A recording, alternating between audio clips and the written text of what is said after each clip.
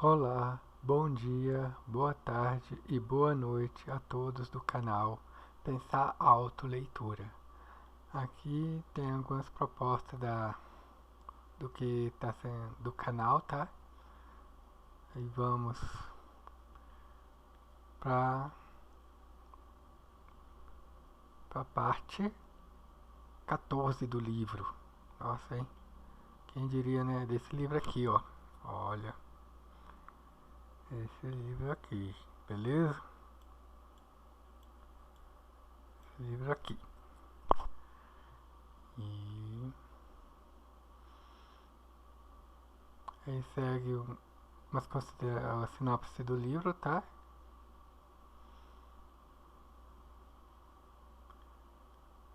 E deixa um comentário aí no meu canal. Ou se inscreva também. E agradeço. E vamos começar a leitura, ok? Vamos lá. Uma abundância de governantes. Todos os homens são pecadores.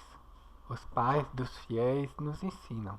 Até os mais nobres dos reis e o mais cavalheiresco dos cavaleiros pode ser tomado de uma fúria, luxúria e inveja e cometer atos que envergonhem e manchem seu bom nome. E o mais perverso dos homens e o mais cruel das mulheres também podem fazer o bem de tempos em tempos, pois o amor, a compaixão, a pena podem ser encontrados no mais sombrio dos corações. Nós somos como deuses nos fizeram, escreveu Septembate, o homem mais sábio que já serviu como mão do rei. Fortes e fracos, bons e maus, cruéis e gentis, heróicos e egoístas. Que saiba disso quem quer governar os reinos dos homens. Raramente a verdade das palavras dele foram vistas com tanta clareza como durante o ano 50 depois da conquista de Aegon.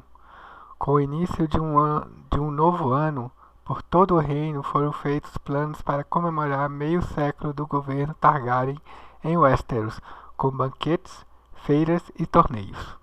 Os horrores do governo do rei Maegor estavam ficando para trás.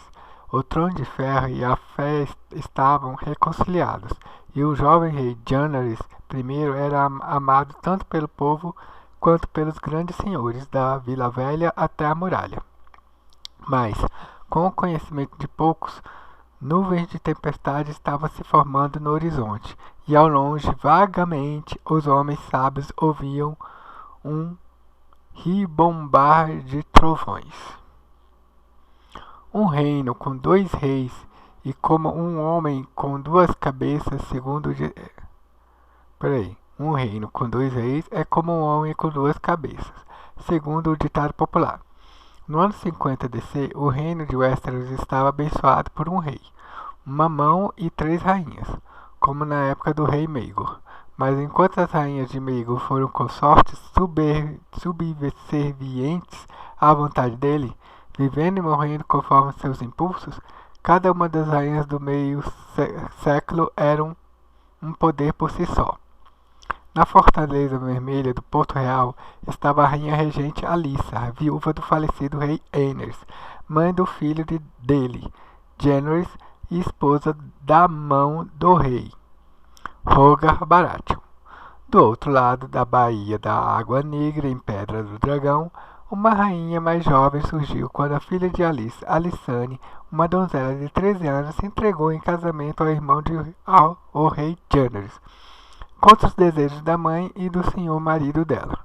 Mais a oeste, em Ilha Bela, com toda a extensão do Westeros, separando da mãe e da irmã, estava a filha mais velha de Alyssa, a cavaleira de dragões Rhaena Targaryen, viúva do príncipe Aegon, o sem coroa, nas terras ocidentais, nas terras fluviais e em partes da Campina. Os homens já a chamavam de Rainha do Oeste. 2 irmãs e a mãe, as 3 rainhas unidas por sangue, dor e sofrimento. Mas entre elas havia sombras antigas e novas, tornando-se mais escuras a cada dia.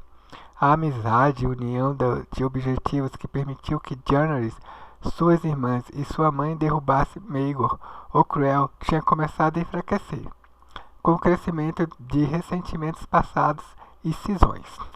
Pelo resto da regência, o menino rei e sua pequena rainha se veriam em desacordo profundo com a mão do rei e com a rainha regente, em uma rivalidade que continuaria durante o reinado de Jaehaerys e ameaçaria mergulhar os Sete Reinos em nova guerra. A causa imediata da tensão foi o casamento repentino e secreto do rei com a irmã, que pegou a mão e a rainha regente de surpresa e estragou os planos de esquema de ambos. Mas seria um erro acreditar que essa foi a única causa da hostilidade. Os outros casamentos que tornaram o ano 49 de ser o ano das três noivas também deixaram marcas. Lord Hogar nunca pediu a Jaehaerys permissão para se casar com a mãe dele, uma omissão que o menino rei viu como sinal de desrespeito. Além do mais, sua graça não aprovava a união, como confessaria mais tarde ao Septão Bat. Ele valorizava Lord Hogar como conselheiro e amigo, mas não precisava de um segundo pai e achava que seu discernimento, temperamento e inteligência eram superiores ao de sua mão. Jaehaerys também pensava que devia ter sido consultado sobre o casamento da irmã Rhaena, embora isso o tivesse afetado menos. A rainha Lysa, por sua vez, ficou profundamente magoada de não ter sido avisada nem convidada para o casamento de Rhaena em Ilha Bela. Longe, no oeste, Rhaena Targaryen também tinha as próprias queixas, como confidenciou aos velhos amigos e favoritos que juntou ao seu redor. A rainha Rhaena não entendia nem compartilhava do afeto da mãe por Rogar Baratheon, embora a respeitasse a contragosto, por ter apoiado seu irmão Jaehaerys contra o seu tio Maegor. A passividade dele quanto o marido dela, o príncipe Aegon, enfrentou Maegor na batalha sobre o Olho de Deus era uma coisa que ela não conseguia esquecer nem perdoar. Além disso, com o tempo a rainha Rhaena foi ficando ainda mais ressentida de sua reivindicação ao trono de ferro e também a de suas filhas ter sido desconsiderada em favor do meu irmãozinho, como ela costumava chamar Jaehaerys. Ela era a primogênita, lembrava a quem quisesse ouvir, e montara dragões antes de qualquer um dos irmãos, mas todos eles, até a minha própria mãe, tinham conspirado para passar por cima dela. Olhando em retrospectiva, é fácil dizer que Jaehaerys e Alysanne estavam certos nos conflitos que surgiram durante o último ano da regência de sua mãe e classificaria a rainha Lysa e o Lord Hogar como vilões. Certamente, é assim que os cantores contam a história. O casamento rápido e repentino de Jaehaerys e Alysanne foi um romance sem igual desde os tempos de Florian, o Bobo e sua Jonquil. Ouvia-se quando cantavam. E nas músicas, como sempre, o amor vence tudo. A verdade é um tanto menos simples. As questões da rainha Lysa sobre a união eram fruto de preocupação genuína com os filhos, com a dinastia Targaryen e com o reino como um todo, e os medos dela não eram sem fundamento. O motivo do Lord Hogar Baratheon era menos altruísta. Sendo um homem orgulhoso, ele ficou perplexo e enraivecido pela ingratidão do menino rei que via como filho e humilhado quando foi forçado a sair pelos portões de pedra do dragão na frente de meia centena de seus homens. Um guerreiro até o último fio, que já tinha sonhado em enfrentar Maegor, o Cruel, em combate individual. Hogar não conseguia engolir ser envergonhado por um rapaz de 15 anos. Mas para que não o julguemos com rigidez demais, seria bom lembrar as palavras do Septão Bat. Embora fosse fazer algumas coisas cruéis, tolas e más durante seu último ano como mão, ele não era um homem cruel e mau por natureza. Nem mesmo tolo, ele já tinha sido um herói, e temos que lembrar que estamos analisando o ano mais sombrio de sua vida. No período imediatamente após o confronto de Jaehaerys, Lord Hogan só conseguia pensar na humilhação que sofrera. O primeiro impulso de sua senhoria foi voltar à Pedra do Dragão com mais homens, o suficiente para dominar a guarnição do castelo e resolver a situação pela força. Quanto à guarda real, Lord Hogan lembrou ao conselho que as espadas brancas juraram dar a vida pelo rei, e vou ficar feliz em dar a eles essa honra. Quando Lord Tully observou que Jaehaerys podia simplesmente fechar os portões de Pedra do Dragão, Lord Hogan não se deixou abalar. Ele que feche. Posso tomar o castelo à força se necessário. No final, só a rainha Alyssa conseguiu se comunicar com sua senhoria em meio de tanta fúria e dissuadi-lo dessa loucura. Meu amor, disse ela suavemente, meus filhos montam dragões e nós não. A rainha regente, assim como o marido, desejava que o casamento apressado do rei fosse desfeito, pois estava convencida de que a notícia novamente colocaria a fé contra a coroa. Seus medos foram aumentados pelo septão Mateus, quando estava longe de Jaehaerys e seguro de que seus lábios não seriam costurados. O septão reencontrou a língua e falou de poucas coisas além de que todas as pessoas decentes condenariam a união incestuosa do rei. Se Jaehaerys e Alysanne tivessem voltado para Porto Real a tempo de comemorar um ano novo, como a rainha Alyssa rezava para que fizessem, eles verão a razão e se arrependerão dessa tolice, ela disse para o conselho. A reconciliação talvez tivesse sido possível, mas isso não aconteceu. Depois que uma quinzena se passou e depois de outra, sem que o rei não reaparecesse na corte, Alyssa anunciou sua intenção de voltar à Pedra do Dragão, desta vez sozinha, para implorar aos filhos que retornassem para casa Lord Hogan a proibiu furiosamente. Se voltar rastejando, o garoto nunca mais vai ouvir você, disse ele. Ele pôs seus próprios desejos à frente do bem do reino, e isso não pode ser permitido. Você quer que ele termine com o pai?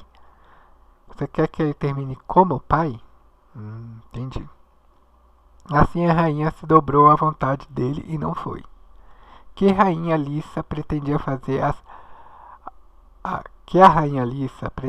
a coisa certa, nenhum homem deve duvidar, escreveu Septão Bart anos depois. Mas é triste dizer que muitas vezes ela parecia não saber que coisa seria essa.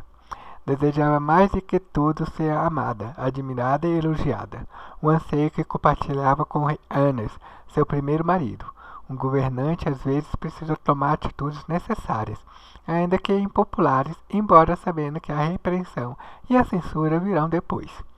Essas coisas a rainha Alyssa raramente conseguia se obrigar a fazer. Dias se passaram e viraram semanas e quinzenas enquanto corações endureciam e homens ficavam mais resolutos dos dois lados da Baía da Água Negra. O menino rei e sua pequena rainha permaneceram em Pedra do Dragão, esperando o dia em que Jaehaerys tomaria o governo dos 7 reinos nas próprias mãos. A rainha Alyssa e o Lord Hogan continuaram segurando as rédeas do poder em Porto Real, procurando uma forma de desfazer o casamento do rei e desviar a calamidade que eles tinham certeza de que viria. Fora o conselho, eles não contaram para ninguém o que havia acontecido em Pedra do Dragão. O Lord Hogan ordenou aos homens que o acompanharam para que não dissessem nada sobre o que tinham visto, sob a penalidade de perderem a língua. Quando o casamento fosse anulado, sua senhoria argumentou. Seria como se nunca houvesse ocorrido no que dizia respeito a Westeros, desde que permanecesse em segredo.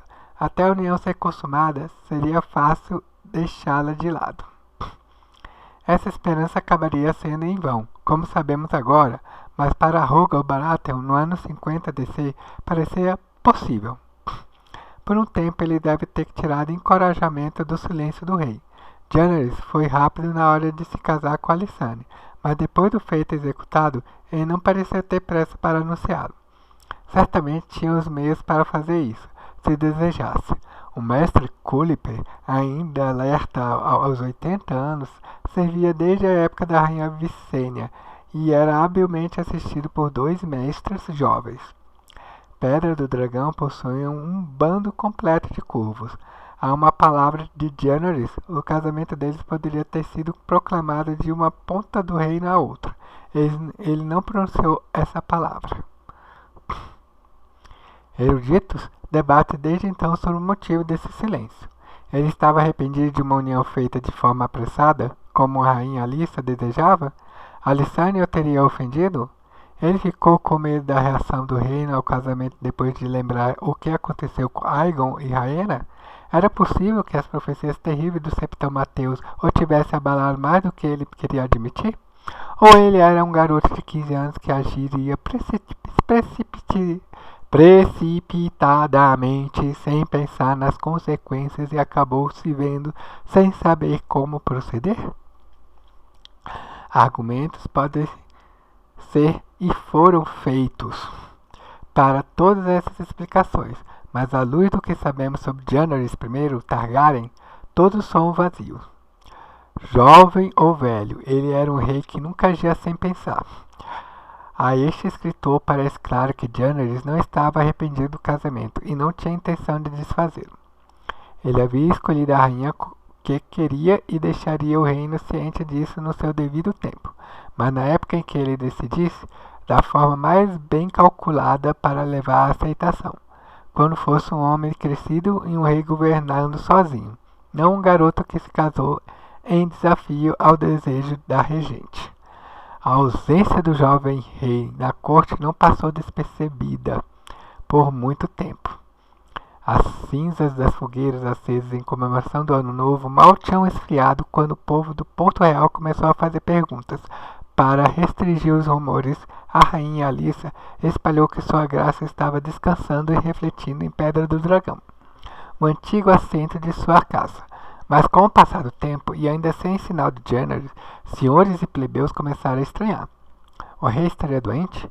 Tinha sido feito prisioneiro por motivos desconhecidos? O elegante e bonito menino rei andava em meio ao povo de Porto Real com muita liberdade, aparentando gostar de se misturar com eles. E esse desaparecimento repentino não parecia coisa dele. A rainha Alissane, de sua parte, não estava com pressa de voltar para a corte. Aqui eu tenho você para mim o dia e noite, disse ela para Janoris. Quando nós voltarmos, 3 sortes de conseguir em 1 hora, pois cada homem Westeros vai querer um pouco de você. Para ela, os dias em Pedra do Dragão foram um idílio. Gente, o que é idílio? Vou ter que pesquisar o que é idílio. Vamos lá, idílio. O que é idílio? Pesquisa aí. Idílio. Originalmente entre os antigos gregos, qualquer poema curto, descritivo, narrativo, gramático, épico e lírico, amor terno e delicado. Idílico. Idílio. O que quer dizer a palavra idílio? Substantivo masculino, literatura, poema lírico, teor, conteúdo bucólico, pastoril. Entre antigos gregos, poema curto, resultado de uma fantasia, sonho ou imaginação, devaneio ou utopia. Amor que está repleto de ternura e delicadeza, amor suave e puro. Oh, que lindo! Então vamos lá, continuar. Daqui a muitos anos, quando já estivermos velhos e grisalhos, vamos olhar para trás e sorrir ao lembrarmos de como éramos felizes. O próprio Janoris compartilhava alguns desses sentimentos, mas o jovem rei tinha outros motivos para ficar em Pedra do Dragão. Diferentemente de seu tio Maegor, ele não tinha tendência a explosões de fúria, mas era mais do que capaz de sentir raiva, e jamais esqueceria nem perdoaria sua exclusão deliberada das reuniões do conselho em que seu casamento e de sua irmã foram discutidos. E embora ele sempre fosse sentir gratidão por Roger Baratheon por ajudá-la a ascender ao trono de ferro, Janoris não pretendia ser governado por ele. Eu tive um pai, disse ele para Mestre Culiper durante seus dias em Pedra do Dragão.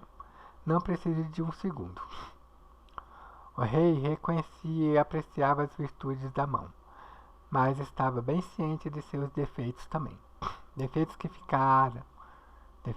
ficaram bem aparentes no dia que ele levaram ao casamento dourado, quando o próprio Jaehaerys foi a uma audiência com os senhores do território, enquanto Lord Hogan estava caçando, bebendo e deflorando donzelas. Jaehaerys também estava ciente das próprias deficiências essas que ele pretendia corrigir antes de se sentar no trono de ferro.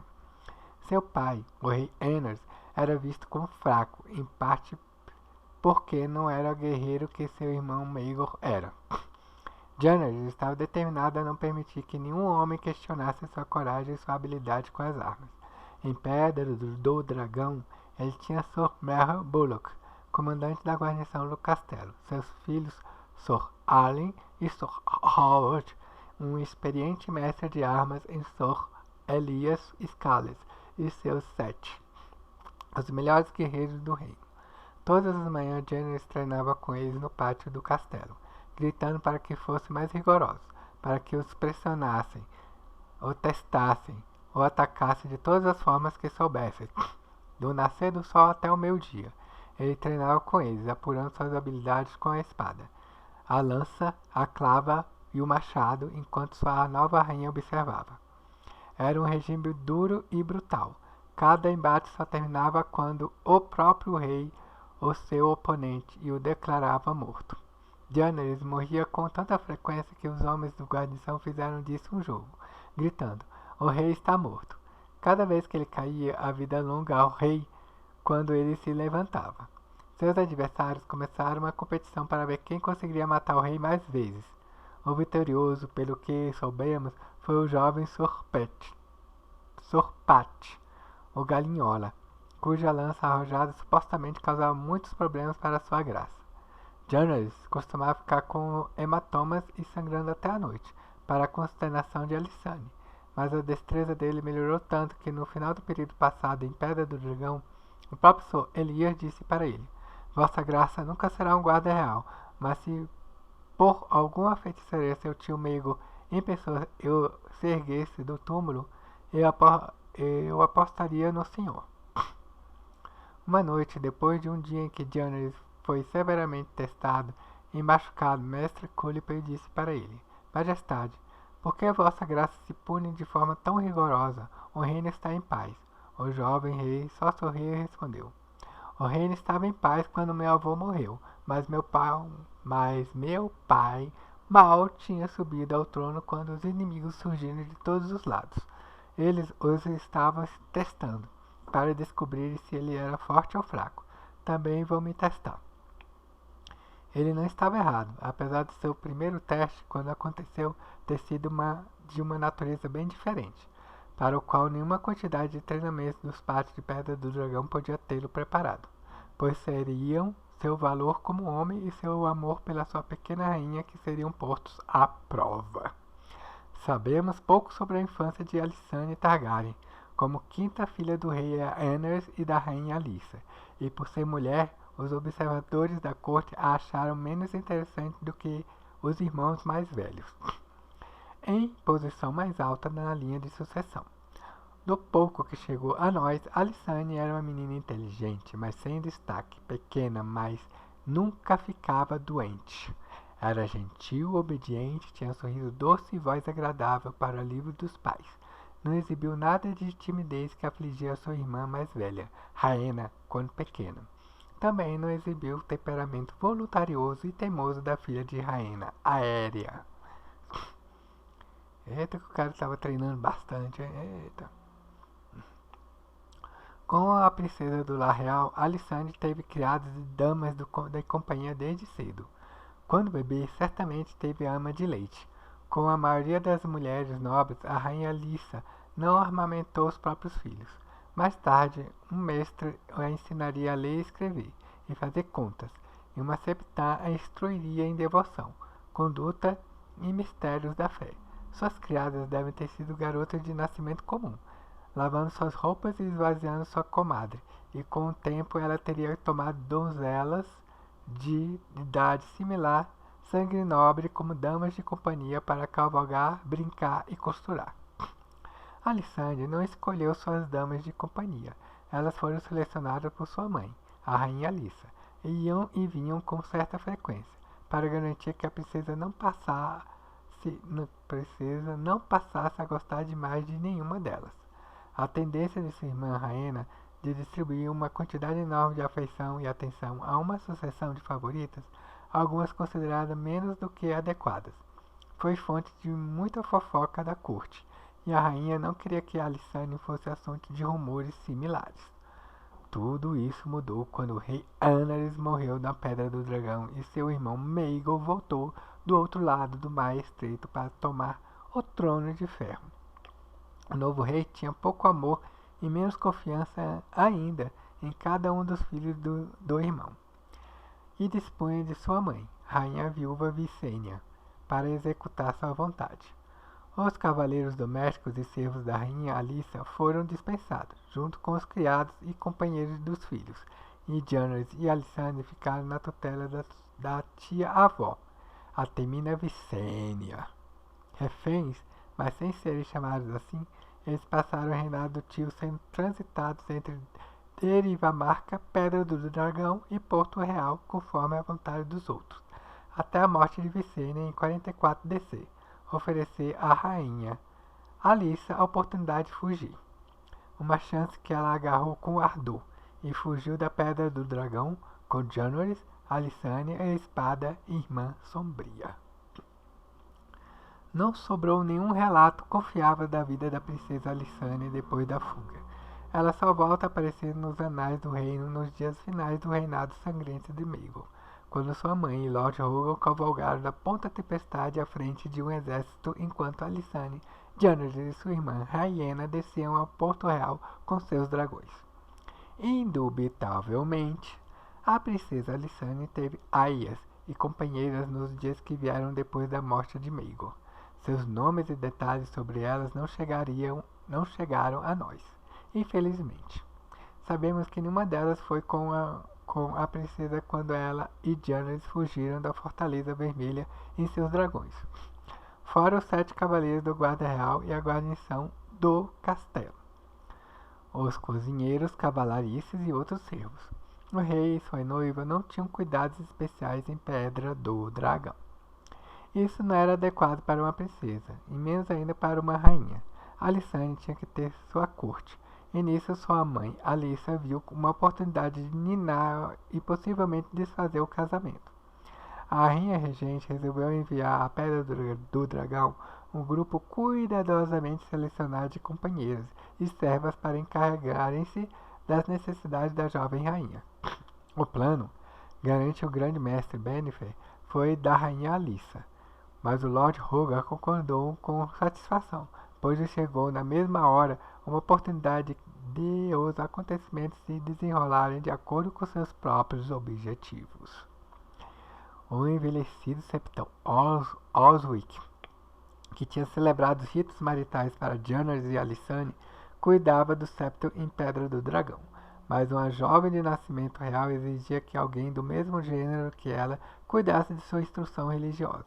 A rainha Alissa enviou 3, a formidável septã Isabel e 2 noviças bem-nascidas da idade de Alissane, Lyra e Edith, para supervisionar as criadas e servas do grupo de Alissane.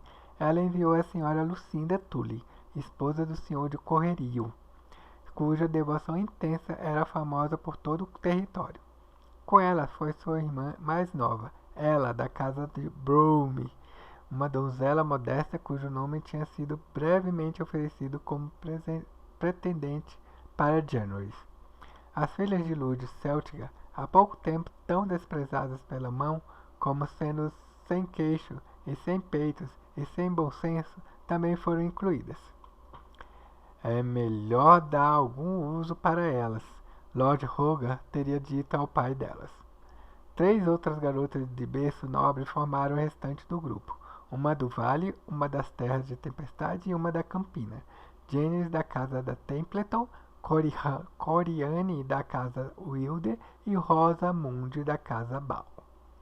A rainha Lissa queria que a filha tivesse companheiros adequados de sua própria idade e posição, sem dúvida, mas esse não foi o único motivo para enviar essas damas para a Pedra do Dragão. A Septã Isabel, as noviças Edith e Lyra e a profundamente devota senhora Lucinda e sua irmã tinham mais uma incumbência. Era a esperança da rainha regente que essas mulheres extremamente honradas pudessem passar para Alissane e talvez até para Janoris, a ideia de que um irmão se deitar com uma irmã era uma abominação aos olhos da fé. As crianças, como Alice insistia em chamar o rei e a rainha, não eram más, apenas jovens e voluntariosas. Se instruídas de forma correta, talvez enxergassem o erro de seus atos e se arrependessem do casamento antes que dividissem o reino. Era o que ela rezava para que acontecesse. Os motivos de Lord Hogan eram mais mesquinhos. Sem poder contar com a lealdade da guarnição do castelo, nem dos cavaleiros da guarda real, a mão precisava de olhos e ouvidos em Pedra do Dragão. Tudo que Janice e Alysanne diziam e faziam seria relatado para ele, como deixou claro para a senhora Lucinda e as outras. Ele estava particularmente ansioso para descobrir se e quando o rei e a rainha pretendiam consumar o casamento. Ele determinou enfaticamente que isso devia ser impedido. E talvez houvesse mais. E agora, infelizmente, temos que dedicar certa consideração a determinado livro de mau gosto que aparecia nos Sete Reinos, uns 40 anos depois dos eventos discutidos no momento. Exemplares do livro ainda passam de mão em mão nos lugares baixos de Westeros e muitas vezes podem ser encontrados em certos bordéis, os que atendem clientes que sabem ler. E nas bibliotecas de homens de moral baixa, onde são guardados trancados e escondidos dos olhos das donzelas, das patroas, das crianças e dos castos e devotos. O livro em questão é conhecido por vários títulos, entre eles Pecados da Carne, o Altos e Baixos, a História de uma Devassa e a Perversidade dos Homens, mas todas as versões traziam o subtítulo, Um Alerta para Garotas Jovens. É supostamente o testemunho de uma jovem donzela do berço nobre que entregou sua virtude para um cavaleiriço no castelo do senhor, seu pai. Deu à luz uma criança bastarda e se viu fazendo parte de todo tipo de devassidão imaginável durante uma longa vida de pecado, sofrimento e escravidão. Se a história da autora for verdade, passa uma credulidade difícil. Durante a vida, ela foi aia de uma rainha amante de um jovem cavaleiro, seguidora de um acampamento na terra disputada de Essos, prostituta em Mir, pantomimeira. O que é pantomineira em Torish? Pantomimeira.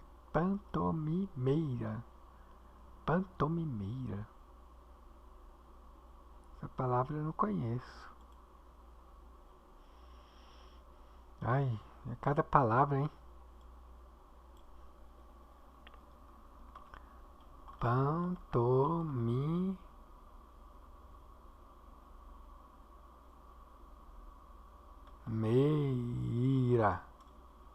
Pantomimeira, sei lá.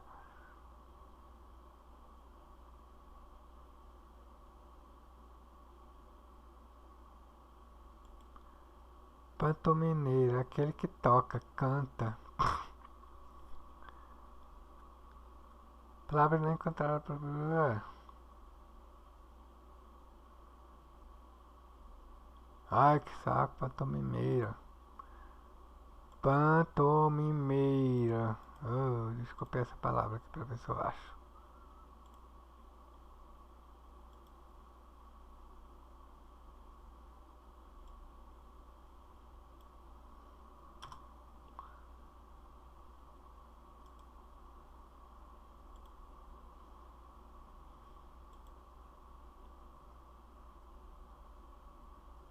Representação de história exclusivamente através de gestos, expressões faciais e movimentos. Pantomima. Gênero de comédia popular surgido na Antiguidade Romana, cuja característica fundamenta-se principalmente na ambiguidade da exacerbação de situações que visam a criação de convicção cômica. Ah, tá. Mais ou menos isso, né? Vamos ver aqui, deixa eu repetir esse parágrafo aqui. Se a história da autora for verdade, parte da credulidade difícil durante a vida, ela foi aia de uma rainha amante de um jovem cavaleiro, seguidora de um acampamento das terras disputadas de Essos, prostituta em Mir, pantomimeira em Tiroche, brinquedo de uma rainha corsária na ilha Basilisco, escrava na antiga Volantes, onde foi tatuada, perfurada e decorada com argolas, aia de um feiticeiro quaterno e finalmente dona de uma casa de prazer em Lis, antes de acabar voltando para a Vila Velha e a fé. Supostamente, ela terminou a vida como septano septo estrelado, onde se registrou a história de vida para alertar outras jovens donzelas a não seguirem o mesmo caminho que ela.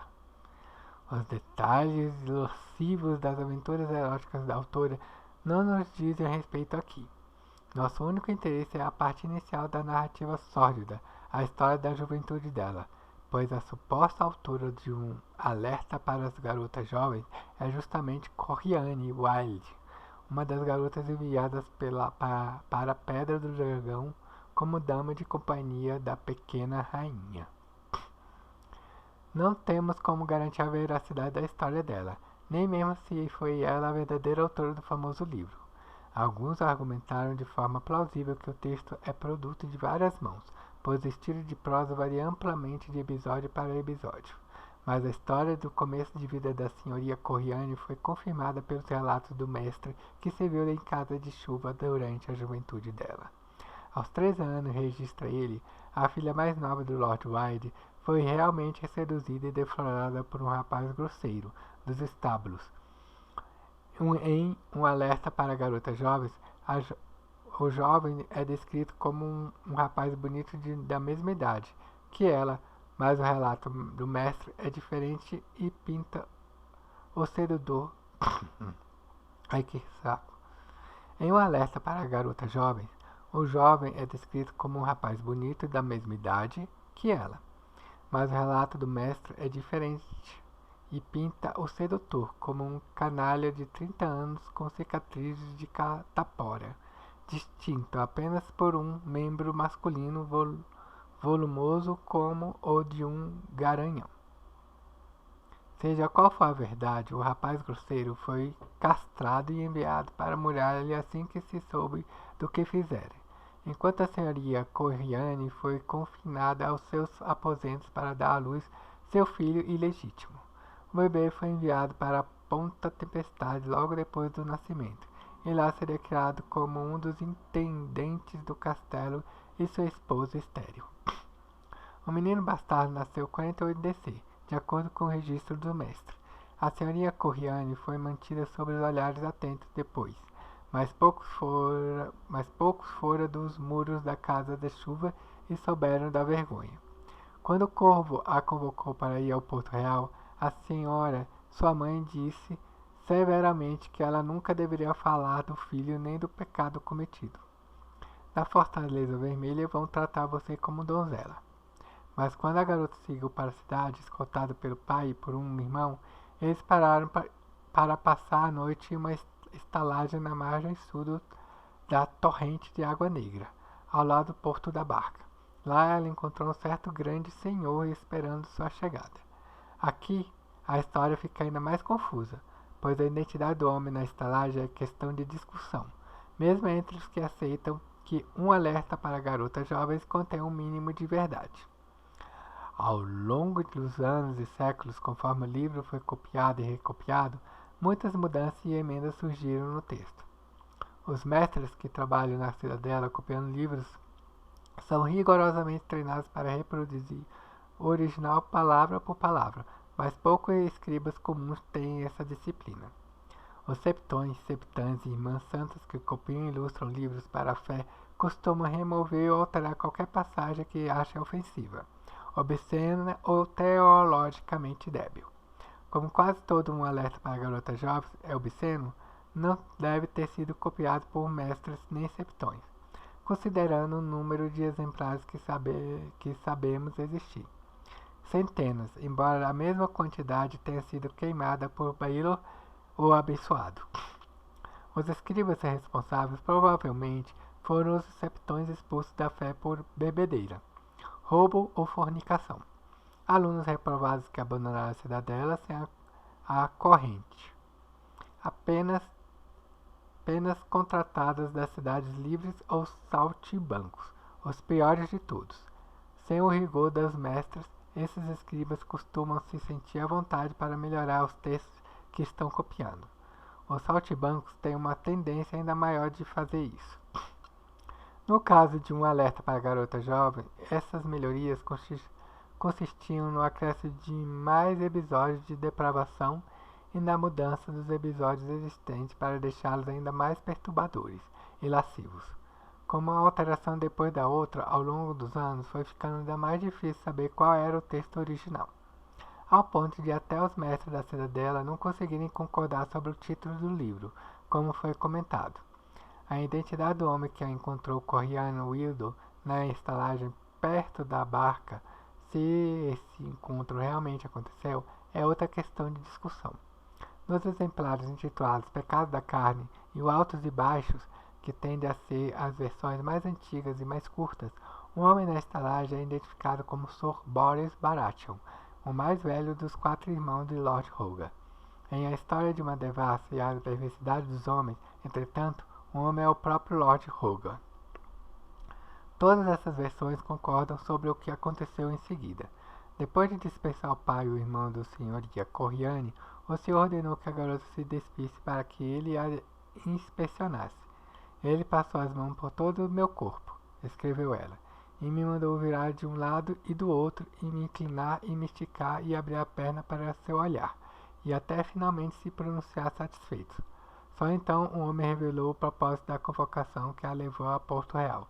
Ela seria enviada à Pedra do Dragão, uma suposta donzela, para servir como uma das damas de companhia da princesa Alysanne.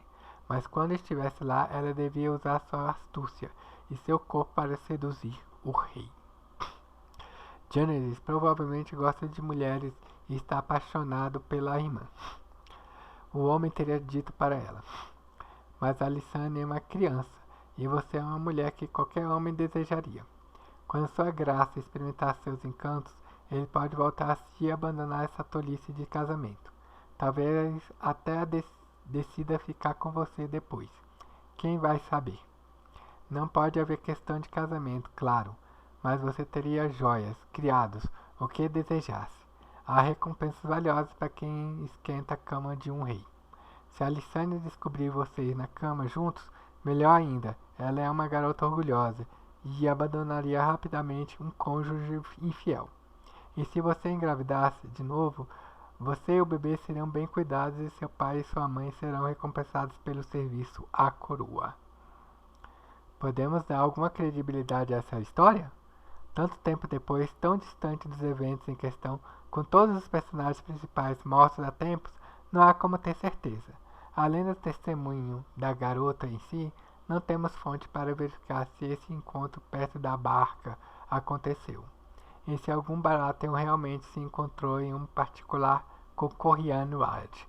Antes de ela chegar ao Porto Real, não temos como saber o que poderia ter conversado. Ele poderia só ter dado instruções sobre os deveres dela como espiã e fofoqueira, da mesma forma que as outras garotas foram instruídas. O arquimestre Crey, ao escrever na Cidadela dos últimos dias do longo reinado do rei Janice, acreditava que o encontro da estalagem era uma calúnia mal elaborada com a intenção de sujar o nome do Lord Hogar e chegou a atribuir a mentira ao próprio Sr. Boris Baratheon, que tinha grandes desavenças com o irmão no fim da vida. Outros eruditos, inclusive o mestre Hibben, o maior especialista da Cidadela em textos banidos, proibidos, fraudulentos e obscenos, relatou a história como apenas um conto obsceno do tipo que despertava a luxúria dos jovens rapazes, dos bastardos, das prostitutas e dos homens que faziam uso de seus favores. Entre plebe há sempre homens de personalidade lasciva, que se deliciam com histórias de grandes senhores e cavaleiros nobres se aproveitando de donzelas, escreveu Ribben, pois isso o convence de que seus superiores compartilham de seus desejos primitivos. É possível, mas há certas coisas que sabemos sem sombra de dúvida e que podem nos ajudar a chegarmos a nossas próprias conclusões. Sabemos que a filha mais nova de Morgan Wilder, senhor da Casa da Chuva, foi deflorada em tenra idade e deu à luz a um menino bastardo. Podemos ter uma certeza razoável de que Lord Russell sabia da indiscrição dela. Não só ele era suzerano do Lord Morgan, como também o filho foi entregue ao pessoal da casa dele. Sabemos que Corriane Wilder estava entre as donzelas que foram enviadas para a Pedra do Dragão, como damas de companhia da rainha Alysanne. Uma escolha singularmente curiosa. Se era para ser apenas dama de companhia, pois vintenas de outras garotas do berço nobre e idade adequada também estavam disponíveis. Garotas cuja virgindade estava intacta e cuja virtude estava além de qualquer repreensão. Por que ela? Muitos questionaram nos anos seguintes. Ela tinha algum dom especial? Algum encanto específico? Se tinha, ninguém comentou na época. Era possível que Lord Hogan ou a rainha Alissa tivessem alguma dúvida com o senhor pai dela ou com a senhora mãe dela, por causa de algum favor ou gentileza do passado? Não temos registro. Nenhuma explicação plausível para a escolha de Corriane Idle apareceu, exceto pela resposta simples e feia proferida de um alerta para garotas jovens. Ela foi enviada para a Pedra do Dragão, não para Alysanne, mas para Jaehaerys.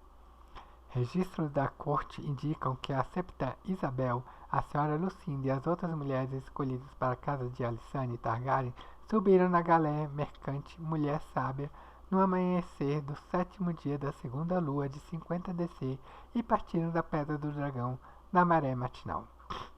A rainha Alyssa havia enviado um comunicado da chegada delas por corvo, mas tinha certa preocupação de que as mulheres sábias, como elas ficaram conhecidas daquele dia em diante, encontrariam os portões da Pedra do Dragão fechados para elas. Seu medo não tinha fundamento. A pequena rainha e 2 guardas reais as encontraram no porto quando elas desembarcaram, e Alysanne deu boas-vindas a cada um com presentes e sorrisos alegres. Antes de relatarmos o que aconteceu depois, voltemos a olhar brevemente para a Ilha Bela, onde Rhaena Targaryen, a rainha do oeste, residia com o novo marido em uma corte própria. É preciso lembrar que a rainha Alyssa não ficou mais satisfeita com o terceiro casamento da filha mais velha do que com o que o filho teria logo depois. Apesar de o casamento de Rhaena de menores consequências, ela não estava sozinha nisso, pois na verdade Andrew Farman foi uma escolha curiosa para alguém com sangue de dragão nas veias. Segundo o filho de Lord Farman, nem mesmo herdeiro, Andrew tinha fama de ser um rapaz bonito com olhos azuis claros e cabelo comprido e claro, mas ele era 9 anos mais novo do que a rainha, e mesmo na corte do próprio pai havia alguns que debochavam dele, como sendo meio garota, pois tinha fala delicada e natureza gentil. Um fracasso singular com o escudeiro. Ele nunca chegou a se tornar cavaleiro, por não possuir nenhuma das habilidades marciais do senhor, seu pai e do irmão mais velho.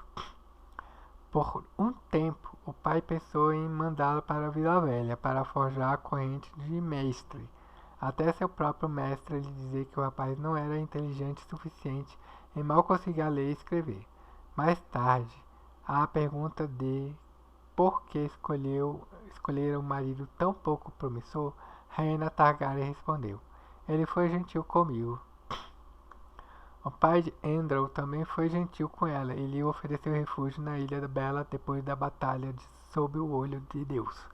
Quando seu tio, o rei Meigo, exigiu a captura dela e os pobres irmãos do reino a denunciaram como pecadora devassa e suas filhas como abominações, alguns aventaram a hipótese de que a rainha viúva tomou Andrew como marido em parte para devolver essa gentileza ao pai dele, pois Lord Farman também segundo o filho, que nunca esperou governar, era famoso por gostar muito do Andrew, apesar de suas deficiências. É possível que haja certa verdade nessa declaração, mas outra possibilidade elaborada primeiro pelo mestre de Lord Farmer pode chegar mais perto da verdade. A rainha encontrou seu verdadeiro amor em Ilha Bela, escreveu o mestre Smike para a cidadela.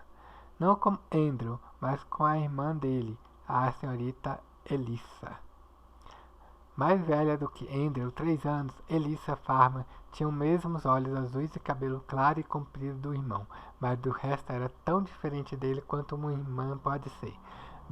De inteligência perspicaz e língua mais perspicaz ainda, ela amava cavalos, cachorros e falcões. Era ótima cantora e arqueira habilidosa, mas seu grande amor era velejar. Que o vento seja nosso corcel. Era o lema dos farmas da Ilha Bela, que velejavam pelos mares ocidentais desde a era da Aurora e a senhorita Alicia as personificava. Quando criança, diziam que ela passava mais tempo no mar do que em terra.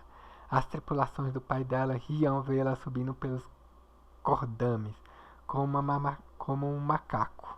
Ela velejou em seu próprio barco em torno da Ilha Bela, com a idade de 14 anos, e aos 20 já tinha viajado até Ilha dos Ursos, no norte, e até a Árvore do Sul.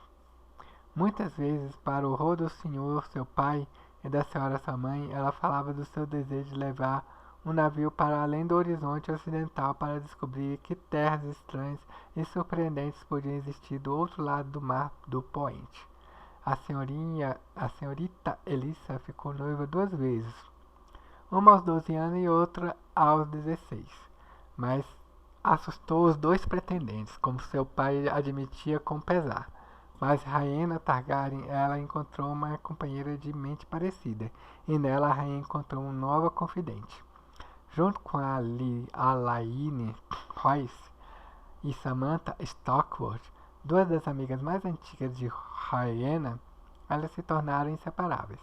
Uma corte particular dentro da corte que Sir Franklin Farmer, o filho mais velho de Lord Mark, chamava de Besta de 4 Cabeças.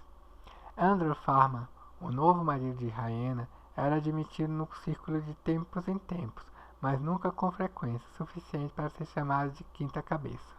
O mais impressionante foi que a rainha Rhaena nunca a levou para voar com ela nas costas do dragão, Draenfire, uma aventura que compartilhava com frequência com as senhorias Elissa, Alaine e Sam. Na verdade, é mais do que possível que a rainha tenha convidado Andrew para percorrer o céu com ela, mas ele tenha recusado, pois não tinha disposição aventureira. Olha só. Entretanto, seria um erro ver o tempo da rainha Rhaena em Belcastro como um idílio. Nem todos apreciavam a presença dela. Mesmo ali, naquela ilha distante, havia pobres irmãos, irradiados por Lord Marks, como seu pai antes dele, ter dado apoio e abrigo para alguém que eles viam como inimigo da fé. A presença constante de Draenfire na ilha também criava problemas. Vislumbrado em intervalos de poucos anos, um dragão era uma maravilha e um terror de se ver, e era verdade que alguns habitantes da Ilha Bela sentiam orgulho de terem um dragão nosso, mas outros ficavam nervosos com a presença de enorme fera, principalmente conforme ela foi ficando maior e mais faminta. Alimentar um dragão em crescimento não é tarefa pouca, e quando ficou sabido que Draenfire produziu uma ninhada de ovos, o irmão mendicante das colinas interiores começou a pregar que Ilha Bela logo seria tomada por dragões, que devorariam as ovelhas, as vacas e os homens, a não ser que um matador de dragões aparecesse e desse fim à praga. Lord Farmer mandou cavaleiros para procurar um homem e silenciar, mas não antes de milhares já terem ouvido as profecias. Embora o pregador tivesse morrido nos calabouços debaixo do Belcastro, suas palavras sobreviveram, enchendo os ignorantes de medo sempre que eram ouvidas. Mesmo dentro das paredes da casa de Lord Farma, a rainha Raena tinha inimigos. O principal dentre eles era o herdeiro da sua senhoria, Sir Frank. Lutara na batalha sobre o Olho de Deus e sofreu um ferimento lá. Sangue derramado a serviço do príncipe Aegon, e sem coroa. Seu avô morreu naquele campo de batalha junto com seu filho mais velho. E sobrou para ele levar os cadáveres para a Ilha Bela. Mas parecia aos olhos deles que Rhaena Targaryen demonstrava pouco remorso por todo o sofrimento que havia causado a casa Farma e pouca gratidão a ele pessoalmente. Ele também se ressentia da amizade dela com sua irmã, Elissa, em vez de encorajá-la no que ele via como seu jeito selvagem e voluntarioso. Sir Franklin achava que a rainha devia estar mandando-o a fazer seu dever perante a sua casa, procurando um casamento adequado e gerando filhos. Ele também não gostava da forma como a besta de 4 cabeças tinha se tornado o centro da vida da corte em Belcastro, enquanto seu pai e ele eram cada vez mais desdenhados. Nisso ele tinha justificativa, mais senhores bem-nascidos das terras ocidentais e além iam visitar a Ilha Bela. Observou o mestre Smike, mas quando iam era para ter uma audiência com a rainha do oeste, não como o senhor menor de uma pequena ilha e seu filho. Nada disso era grande preocupação para a rainha e seus familiares, enquanto Mark Farma mandasse em Belcastro, pois sua senhoria era um homem amável e de natureza bondosa que amava todos os filhos, inclusive a filha rebelde e o filho fraco, e amava a rainha Targaryen por também amá-los. Mas menos de uma quinzena depois de a rainha Andrew Farma terem celebrado o primeiro aniversário de sua união, Lord Mark morreu subitamente à mesa, engasgado com espinha de peixe aos 46 anos, e com seu falecimento, Sir Franklin se tornou o senhor da Ilha Bela. Ele não perdeu tempo. No dia seguinte ao enterro do pai, convocou Rhaena para comparecer ao seu grande salão. Ele não se rebaixou indo até ela, e ordenou que ela saísse da ilha dele. Sua presença aqui não é bem-vinda, disse ele. Não é desejada. Leve seu dragão junto, suas amigas e meu irmãozinho, que certamente mijaria nas calças se fosse ordenada a ficar. Mas não pense em levar minha irmã. Ela vai ficar aqui e vai se casar com um homem escolhido por mim.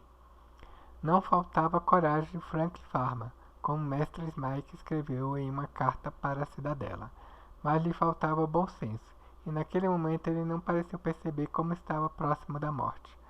Eu ouvi o fogo nos olhos dela, disse o mestre, e por um momento consegui ver Belcastro em chamas, as torres brancas ficando pretas e desabando no mar enquanto as chamas transpunham cada janela e o dragão voava ao redor repetidas vezes. Rhaena Targaryen tinha sangue de dragão e era orgulhosa demais para ficar onde não era desejada. Ela partiu de Ilha Bela naquele mesma noite, voando para Porto Real, montada em Draelfire depois de instruir o marido e as companheiras a seguirem de navio, com todos os que talvez me amem. Quando Andrew, tomando de raiva, se ofereceu para enfrentar o irmão em combate individual, a rainha logo o dissuadiu. Ele faria picadinho de você, meu amor, disse ela. E se eu ficasse viúva pela terceira vez, os homens me chamariam de bruxa ou coisa pior e me expulsariam de Westeros. Lyman Lannister, senhor do rochedo Casterly, a tinha obrigado antes, lembrou-lhe ela. A rainha Rhaena estava confiante em que ele a receberia novamente.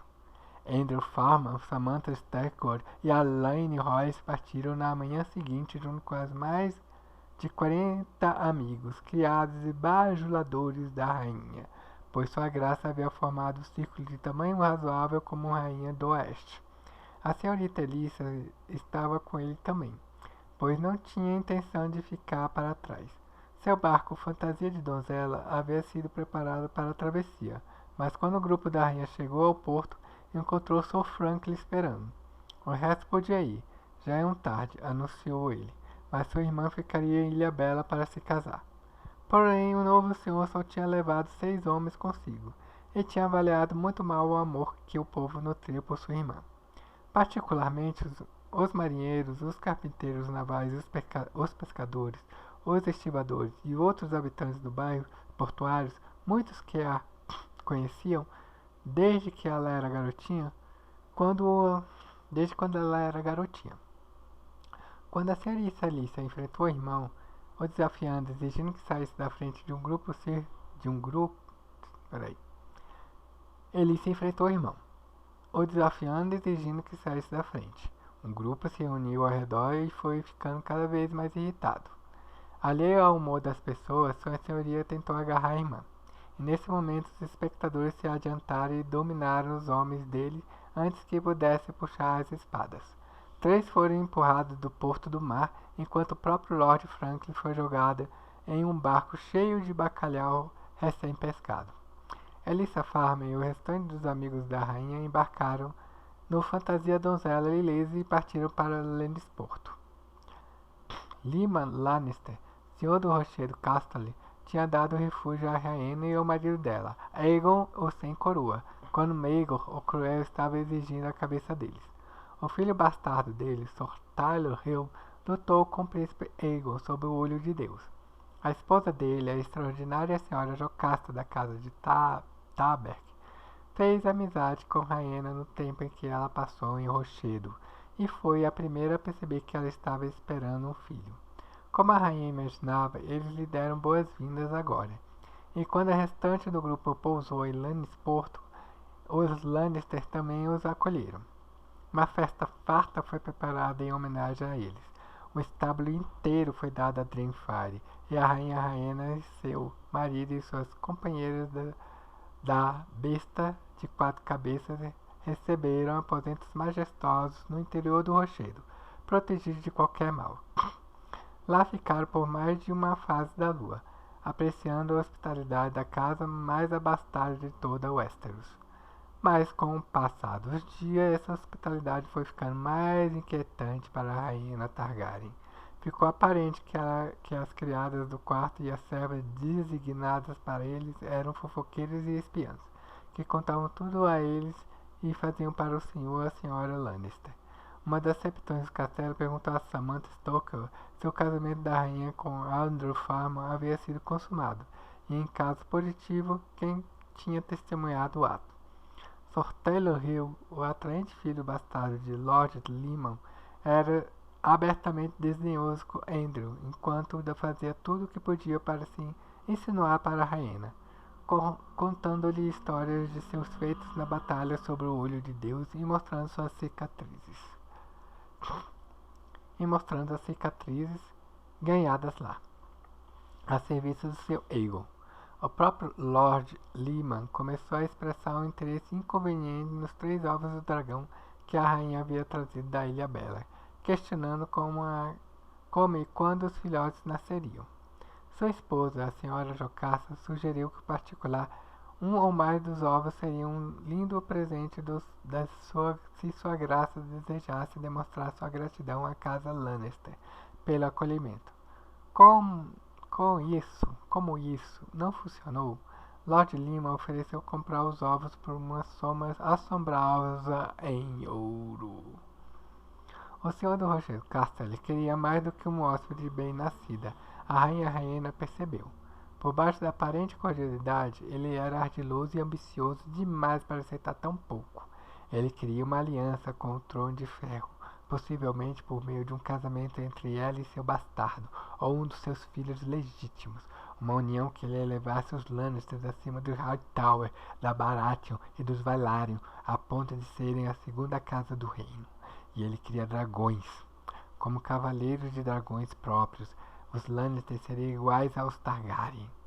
Eles já foram reis, lembrou ela e Sam Stockwell. Ele sorri, mas foi criado ouvindo histórias do Campo do Fogo. Não terá esquecido.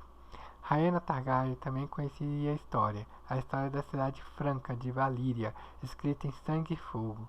Não podemos ficar aqui, confidenciou para suas queridas amigas.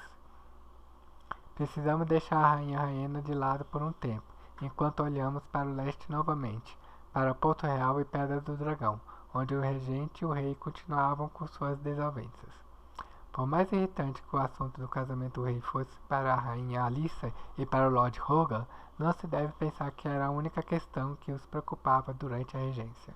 O dinheiro, a falta dele, era o maior problema da coroa. As guerras do rei Meigo foram terrivelmente caras e exauriram o tesouro real. Para encher os cofres, os mestres da moeda de Meigo subiu impostos existentes e criou novos, mas essas medidas geraram menos ouro do que previsto e só serviriam para aumentar o rancor com o qual os senhores do território viam o rei. E a situação não melhorou com a ascensão de Jennings, a coroação do jovem príncipe e o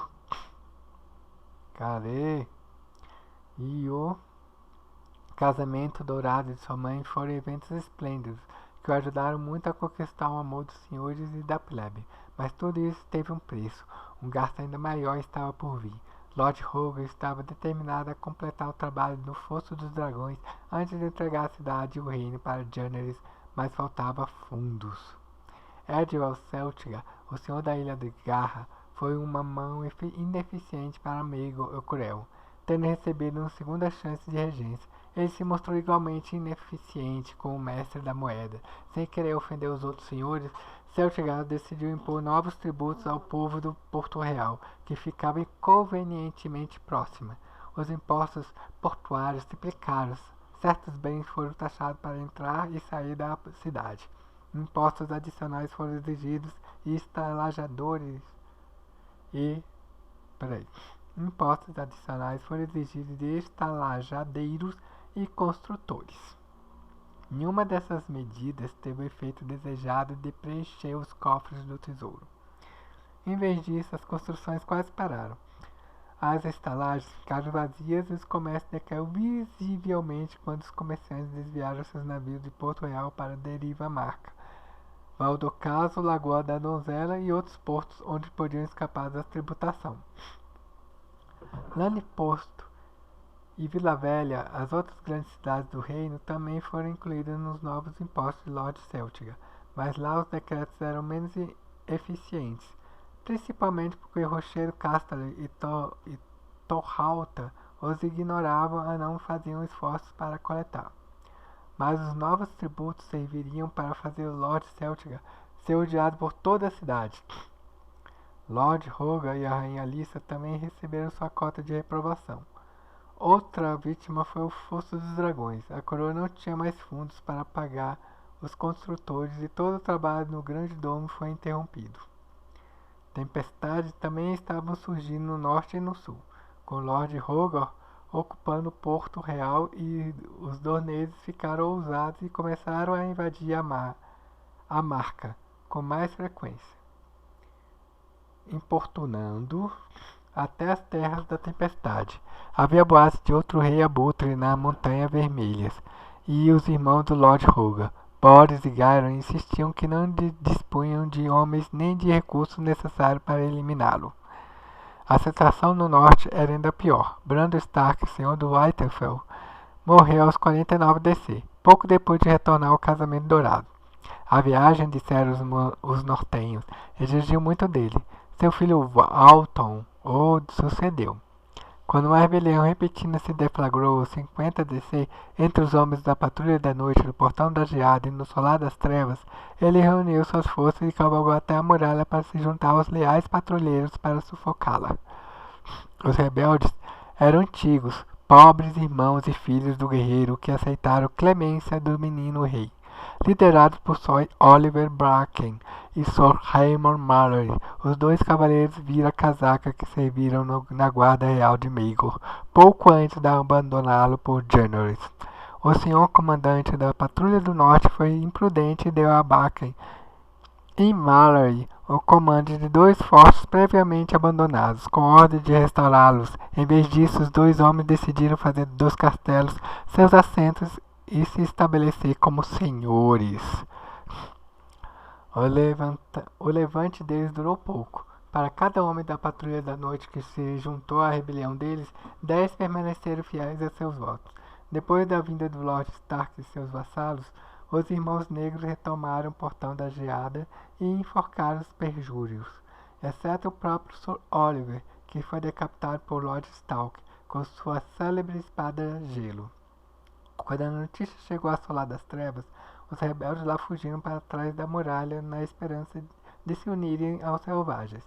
Lord Vault foi atrás deles, mais 2 dias para o norte, nas neves da Floresta Assombrada. Ele e seus homens foram emboscados por gigantes. Foi escrito depois que Walter Stark matou 2 antes de ser arrastado na cela, desmembrado. Os sobreviventes carregaram de volta o Castelo Negro em pedaços.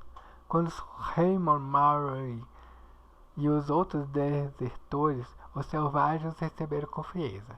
Rebeldes ou não, o povo livre não tinha utilidade para corvos.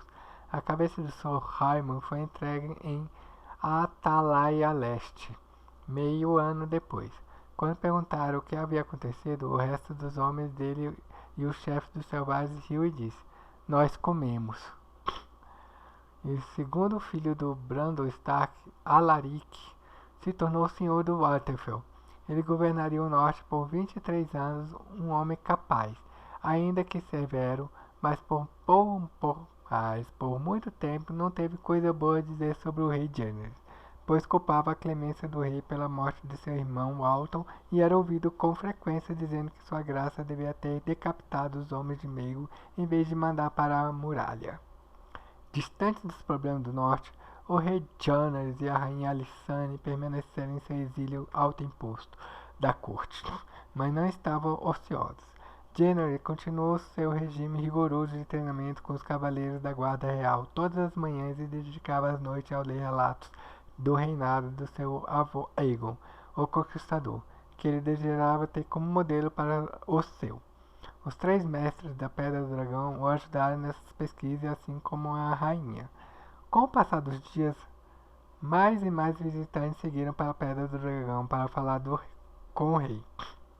Lord Master de Baila Pedra foi o primeiro a aparecer, mas Lord Thornton do Pouso das Gralhas, Lord Droglin de Valdocas, Lord Baremo da Ponta Afiada vieram logo depois, seguidos pelos Lord Hartford Hollingford, Monton de Stockholm, o jovem Lord Rosberg, cujo pai tirou a própria vida quando o rei Maegor caiu, também apareceu e suplicou timidamente o perdão do jovem rei, que Jaehaerys ficou feliz em conceder. Embora Daemon e Velaryon, como o senhor almirante da coroa e mestre dos navios, estivessem em Porto Real como regentes, isso não impediu Jaehaerys e Alysanne de voarem de dragão até Derivamarca e visitar estaleiros acompanhados pelos filhos deles, Coen, Jorah e Victor. Quando a notícia desses encontros veio ao conhecimento de Lord Rogar em Porto Real, ele ficou furioso e chegou a perguntar a Lord Daemon se a frota de Velaryon podia ser usada para impedir esses senhores lambibotas rastejar-se até Pedra do Dragão para encontrarem nas graças do menino rei. A resposta de Lord Velaryon foi seca. "Não", disse ele.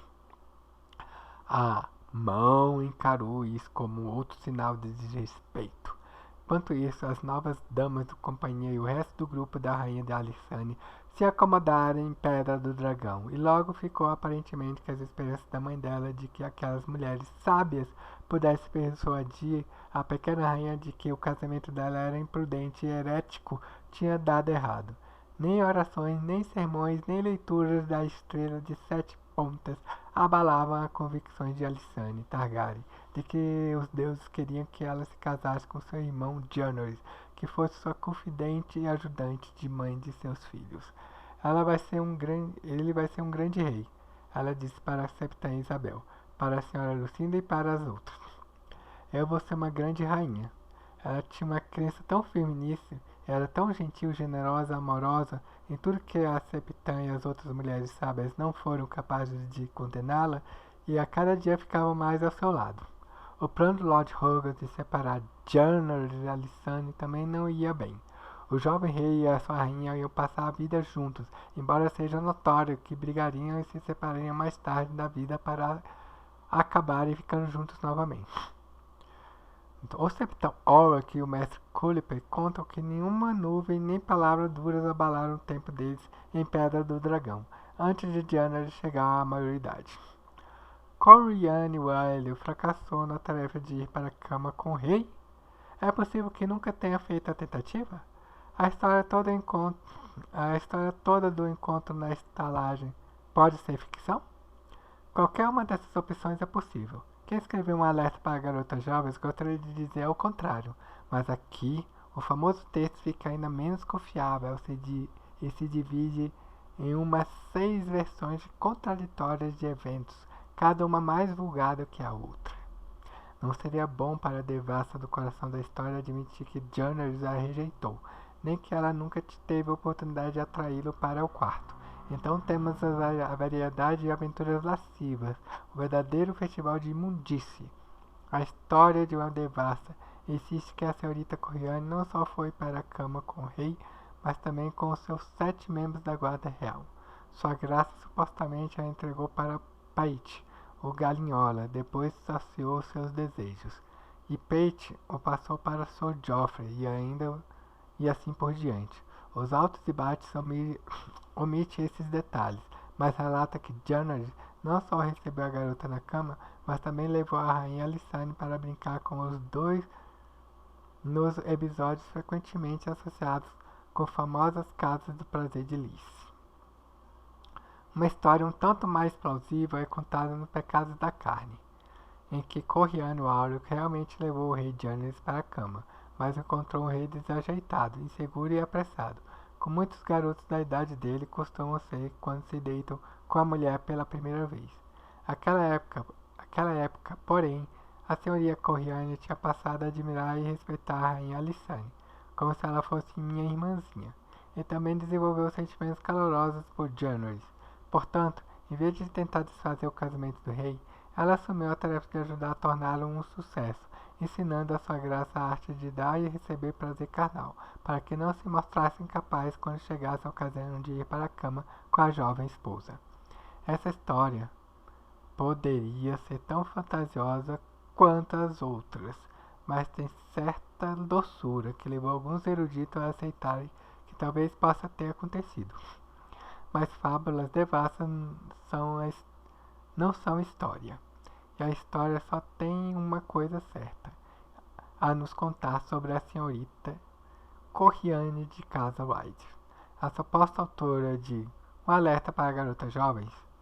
No 15º dia da sexta lua de 50 DC, ela partiu de Pedra do Dragão sob proteção da noite da companhia de Sir Howard Bullock, o filho mais novo do comandante da guarnição do castelo. Casado, Sir Howard deixou a esposa para trás, mas levou boa parte das joias dela. Um barco pesqueiro transportou junto com a senhorita Corriane até Derivamarca, onde eles pegaram um navio para a cidade livre de Pentos. De lá seguiriam para terras disputadas, onde Sir Howard se inscreveu em uma companhia livre chamada, com singular falta de inspiração, a Companhia Livre. Ele morreria em Mir 3 anos depois, não em batalha, mas de uma queda do cavalo depois de uma noite de bebedeiras. Sozinho e sem dinheiro, Corriane Wiley seguiu para a próxima série de provações, atribulações e aventuras eróticas contadas no livro. Não precisamos mais saber dela. Quando a notícia da fuga da senhorita Corriane com as joias roubadas, o marido roubado, chegou aos ouvidos de Lord Hogan, na Fortaleza Vermelha, ficou óbvio que o plano dele tinha fracassado, assim como a da rainha Alyssa. A devoção e a luxúria se mostraram incapazes de quebrar o laço entre Janners Targaryen e sua Alysanne. Além disso, a notícia do casamento do rei havia começado a ser espalhada. Recomeçar aqui, tá, gente? Além disso, a notícia do casamento do rei havia começado a se espalhar. Homens demais testemunharam o confronto nos portões do castelo, e os senhores que foram à Pedra do Dragão depois não deixaram de notar a presença de Alysanne ao lado do rei, nem a afeição óbvia entre eles. Rogar Baratheon podia falar em arrancar-línguas, mas ficou impotente perante os murmúrios que se espalharam pelo território. O mesmo para além do mar estreito, onde os magísteres de Pentos e mercenários da Companhia Livre, sem dúvida, se divertiam com as histórias que a senhorita Corriane Wilder tinha para contar. Está feito, disse a rainha regente para seus conselheiros quando ela enfim percebeu a verdade. Está feito e não pode ser desfeito. Que os sete nos salvem. Temos que viver com isso e temos que usar todos os nossos poderes para proteger do que pode vir. Ela tinha perdido 2 filhos para Amigo, o Cruel, e havia uma frieza entre ela e a filha mais velha. Não conseguia suportar a ideia de ficar separada eternamente dos 2 filhos que lhe restavam. Mas Rogar Baratheon não conseguiu aceitar de forma tão elegante as palavras de sua esposa e despertar uma fúria nele. Na frente do grande mestre Bennifer, do Septão Mateus, do Lord Velaryon e do resto, ele falou com ela com desprezo. Você é fraca, declarou ele. Tão fraca quanto seu primeiro marido, tão fraca quanto seu filho. Sentimentos são perdoáveis em uma mãe, mas não em uma regente, e nunca em um rei. Fomos tolos de coroar Daenerys. Ele só pensa nele mesmo e vai ser um rei pior do que o pai foi. Graças aos deuses não é tarde demais. Temos que agir agora e afastá-lo. Um silêncio espalhou no aposento após essas palavras. A rainha regente encarou horrorizado o senhor seu marido e, como se para provar a verdade de suas palavras, começou a chorar, as lágrimas correndo silenciadas pelas bochechas. Só então os outros senhores encontraram a voz. Você perdeu o bom senso? Perguntou o Lord Velaryon. Lord Colborne, comandante da patrulha da cidade, balançou a cabeça e disse: Meus homens nunca vão apoiar. O grande mestre Bennifer trocou um olhar com Prentice Tully e o mestre das leis, Lord Tully, disse: Você quer tomar o trono de ferro para si, então? Isso Lord Rogar negou com veemência. Nunca! Acho que sou um usurpador? Só quero que o melhor para os 7 reinos. Nenhum mal vai acontecer a Daenerys. Podemos enviá-lo para a Vila Velha, para a cidadela. Ele é um garoto dos livros. A corrente do mestre será boa para ele. E quem vai ocupar o trono de ferro? Perguntou Lord Celtica. A princesa Aérea, respondeu Lord Rogar na mesma hora. Há um fogo nela que Daenerys não tem. Ela é jovem, mas posso continuar com a mão a moldá-la, guiá-la e ensinar-lhe tudo o que ela precisa saber. Ela tem um direito mais forte de reivindicação. A mãe e o pai dela foram o primeiro e o segundo filhos do rei Daenerys. Daenerys foi o quarto. Ele bateu com o punho na mesa, nos conta Bennifer. A mãe vai apoiá-la. A mãe vai apoiá-la. A rainha tem um dragão. O grande mestre Bennifer registrou o que aconteceu em seguida. Um silêncio se espalhou. Embora as mesmas palavras estivessem nos lábios de todos, Daenerys e Alysanne também têm dragões. Colbray lutou na batalha sobre o Olho de Deus e testemunhou a terrível visão do dragão lutando com o dragão. Para o resto de nós, as palavras da mão conjuraram visões da antiga Valíria antes da destruição, quando os senhores dos dragões lutaram uns contra os outros pela supremacia. Foi uma visão tenebrosa. Foi a rainha Alyssa quem quebrou o momento, em meio às lágrimas. Eu sou a rainha regente, lembrou ela a todos.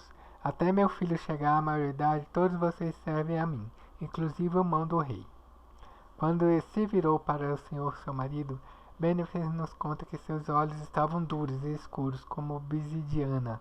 Seu serviço não me agrada mais, Lord Rogar. Nos deixe e volte para a Ponta Tempestade, e nunca precisaremos falar novamente de sua traição. Rogar Baratheon olhou para ela com incredulidade. Mulher, você acha que pode me dispensar? Não. Ele riu. Não. Foi nessa hora que Lord Colbray se levantou e puxou a espada, a lâmina de aço valeriano chamada Senhora Desespero, que era o orgulho da casa dele. Sim, disse ele. Colocou a espada na mesa e a ponta virada para Lord Rogar. Só então sua senhoria percebeu que tinha ido longe demais, que estava sozinho contra todos os homens presentes, e que Bennifer nos conta. Sua senhoria disse mais nada. Rosto pálido, ele levantou e removeu o broche de ouro que a rainha Alyssa tinha lhe dado como sinal de seu ofício. Jogou nela com desprezo e saiu da sala. Ele foi embora de Porto Real naquela mesma noite e atravessou a torrente de água negra com o irmão Oren. Lá ficou por 6 dias, enquanto seu irmão Ronan reunia seus cavaleiros e homens de armas para a marcha para casa. A lenda nos conta que Lord Rogar Esperou a chegada deles na mesma estalagem ao lado da estação da barca onde ele e seu irmão Boris se encontrou com Coriolanus Wilder. Quando os irmãos Baratheon e seus homens finalmente partiram para a Ponta Tempestade, eles tinham menos da metade dos homens que haviam marchado com eles 2 anos antes para derrubar Maegor. O resto parecia e preferiria as vielas das estalagens e tentações da cidade grande ao bosque chuvoso, as colinas verdes e as cabanas cobertas de musgos das terras da tempestade. Eu nunca perdi tantos homens em batalha como para os prostíbulos e tavernas em Porto Real, diria Lord Hogan com amargura. Uma perda foi a Aérea Targaryen. Na noite da dispensa do Lord Hogan, Sir Ronald Baratheon e os 12 homens dele forçaram a entrada nos aposentos dela na Fortaleza Vermelha com a intenção de levá-la junto, e constataram que a Rainha Alyssa havia passado a perna neles. A garota já não estava mais lá, e seus servos não sabiam para onde ela tinha ido. Depois se descobriria que Lord Colbury a havia retirado de lá por ordem da Rainha Regente. Vestida em trapos de uma garota plebeia de uma menor ordem, com o cabelo prateado tingido de castanho, a princesa Aérea passaria o resto da regência trabalhando em um estábulo perto do portão do rei. Ela tinha 8 anos e amava cavalos. Anos depois, diria que foi a época mais feliz de sua vida. É triste dizer que haveria pouca felicidade para uma realista nos anos seguintes. A dispensa do marido como monge do rei destruiu qualquer afeição de Lord Hogan pudesse ter por ela. Daquele dia em diante, o casamento deles foi um castelo destruído, uma casca vazia assombrada por fantasma. Alyssa Velaryon sobreviveu à morte do marido e seus 2 filhos mais velhos, e uma filha que faleceu no berço. Há anos de terror de Maegor o Cruel, e uma rusga com os filhos que restavam, mas não conseguiu sobreviver a isso. Escreveria o Septão Bate quando analisou a vida dela. Ela ficou destruída. Relatos contemporâneos do grande mestre Bennifer concordam. Depois da partida de Lord Hogan, a rainha Alyssa nomeou seu irmão, Daemon Velaryon, como mão do rei, e enviou um corvo para a Pedra do Dragão para contar ao filho Jaehaerys uma parte, mas não toda, do que aconteceu, e se recolheu aos seus aposentos na fortaleza de Maegor. Durante o resto da regência, ela deixou o governo dos 7 reinos nas mãos do Lord Daemon e não participou mais da vida pública. Seria agradável relatar que Roger Baratheon, depois de voltar para Ponta Tempestade, refletiu sobre o erro de suas ações, e se arrependeu e se tornou um homem moderado. Infelizmente, essa não era a natureza de sua senhoria. Ele era um homem que não sabia ceder. O gosto da derrota era como bile no fundo da garganta. Na guerra, ele se gabava, nunca deitaria o machado enquanto ainda houvesse vida em seu corpo. E essa questão do casamento do rei tinha virado uma guerra para ele, uma que ele estava determinado a vencer. Ainda lhe restava uma última investida, e ele não se acovardou.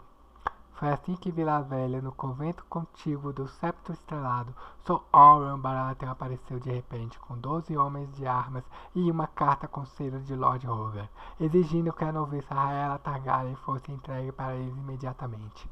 Quando questionado, Sir Oberyn só diria que Lord Hogan teria necessidade urgente da garota em Ponta Tempestade. O plano poderia ter funcionado, mas a Septã Caroline, que estava na porta do convento naquele dia, tinha determinação de aço e natureza desconfiada. Enquanto acalmava Sir Oberyn com o pretexto de mandar chamar a garota, ela na verdade mandou chamar o Alto Septão. Sua santidade estava, talvez felizmente, para a criança e para o reino, dormindo, mas seu intendente, um antigo cavaleiro que tinha sido capitão dos filhos do guerreiro até eles serem abolidos, estava desperto e alerta. No lugar de uma garota assustada, os homens de Baratheon se viram perante 30 septões armados sob o comando do intendente, Caspar Straw. Quando Sir Oberyn puxou uma espada, Straw informou calmamente que 2 vintenas de cavaleiros do Lord Hightower estavam ao caminho. Mentira. E os Baratheon se renderam. Ao ser interrogado, Sir Oberyn confessou o plano todo. Ele entregaria a garota em Ponta Tempestade, onde Lord Hogan planejava obrigá-la a confessar que era a verdadeira princesa Aérea, não Rhaella, Em seguida, pretendia nomeá-la rainha. O pai dos fiéis, um homem tão gentil quanto de determinação fraca, ouviu a confissão de Rohan Baratheon e perdoou. Isso não impediu que o Lord Hightower, depois de informado, aprisionasse os Baratheon em um calabouço e enviasse um relato completo do acontecido para a Fortaleza Vermelha e para a Pedra do Dragão. Donell Hightower, que tinha sido corretamente nomeado Donell o Moroso, por sua relutância em entrar no campo contra o Septão Lua e seus seguidores, pareceu não ter medo de ofender Ponta Tempestade ao aprisionar os próprios irmãos do Lord Rogar. É ele que vem tentar libertá-lo, disse ele quando seu mestre demonstrou preocupação sobre como a antiga mão poderia reagir. A própria esposa tirou a mão dele e cortou-lhe as bolas fora, e ao pouco tempo o rei vai receber sua cabeça. Do outro lado do Westeros, Rogar Baratheon ficou furioso e irritado quando soube do fracasso e do aprisionamento do irmão. Mas ele não chamou seus vassalos, como muitos temiam. Ele entrou em desespero. Estou acabado, disse para seu mestre com tristeza. Só resta a muralha para mim. E se os deuses forem bons, se não, o garoto vai cortar minha cabeça e dar de presente para a mãe.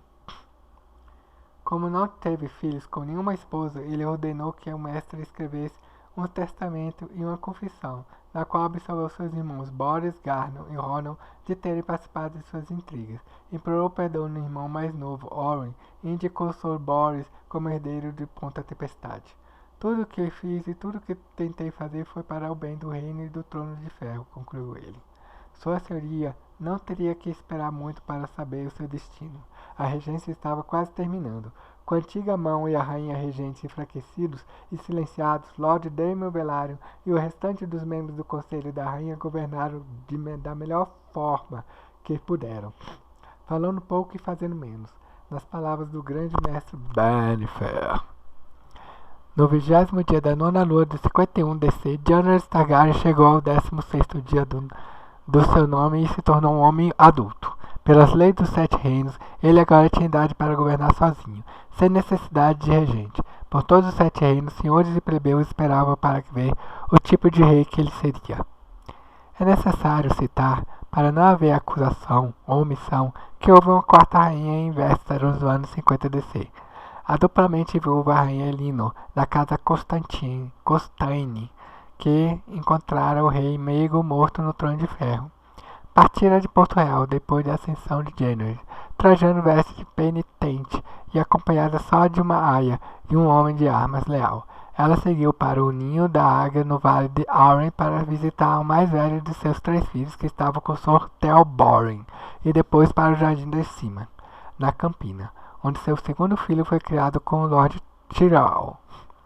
Uma vez verificado o bem-estar de ambos, a antiga rainha pegou o filho mais novo e tomou o lugar de seu pai em 3 torres da Campina, onde declarou que viveria tranquilamente pelo resto da vida.